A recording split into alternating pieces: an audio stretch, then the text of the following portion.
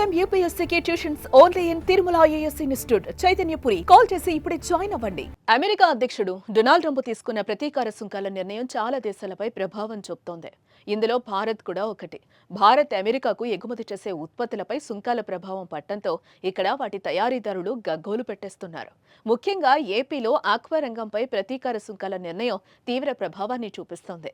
రొయ్యలపై ప్రస్తుతం ఉన్న 3-4% సుంకాన్ని అమెరికా 26%కి పెంచడంతో రొయ్యల కొనుగోళ్లు పూర్తిగా నిలిచిపోయాయి.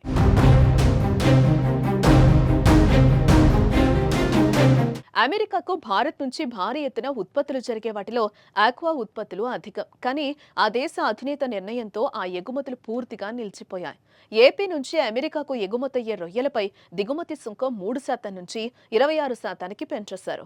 దీంతో ₹1,00,000 విలువ చేసే రొయ్యలు ఇక 1,26,000 కానున్నాయి. రవాణా, ప్యాకింగ్తో కలిపి ఎక్స్ట్రా బాదుడు 50%కి చేరుకుంటోంది. దీంతో రొయ్య ధర కేజీకి 30 నుంచి 50 వరకు తగ్గించేసి రైతుల గుండెల్లో మరో గుణపంగుచ్చారు ఎక్స్పోర్టర్స్. దీంతో రొయ్య రేట్ ఒక్కసారిగా పడిపోయింది.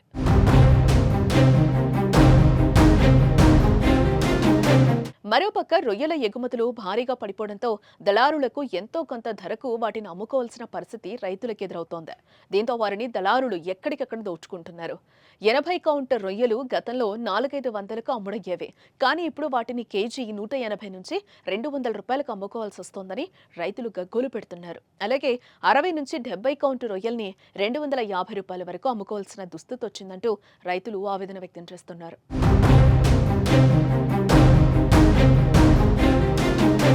ఇక రైతుల ఆందోళన నేపథ్యంలో ఆక్వా రంగానికి అండగా నిలవాలని కేంద్ర మంత్రి పీయూష్ గోయల్కు ఏపీ సీఎం చంద్రబాబు లేఖ రాశారు. అమెరికా సుంకాల నుంచి ఆక్వా ఉత్పత్తులకు మినహాయింపునిచ్చేలా చూడాలని ఆ లేఖలో చంద్రబాబు కోరారు. ఏపీ జీడీపీలో మత్స్యరంగం కీలకంగా ఉందన్న చంద్రబాబు సంక్షోభ సమయంలో ఆక్వా రైతులకు అండగా ఉండాలని కోరారు. భారత్పై అమెరికా 27% సుంకం విధింపు వల్ల ఆక్వా రంగానికి నష్టమంటూ వివరించారు. అధిక సుంకాల వల్ల మన ఆర్డర్లను ఇతర దేశాలు రద్దు చేసుకుంటున్నాయని, ఏపీ శీతల గిడ్డంగుల్లోనూ నిల్వ కోసం స్థలం లేదని చంద్రబాబు కేంద్ర మంత్రి దృష్టికి తీసుకెళ్లారు. ఇదిలా ఉంటే కేంద్రం కూడా ఇప్పుడు అమెరికా పన్నుల విషయంలో ఏం చేయలేని పరిస్థితుల్లో ఉండటంతో ఆక్వా రైతులకు మరికొంతకాలం ఈ ఇబ్బందులు తప్పేలా కనిపించడం లేదు.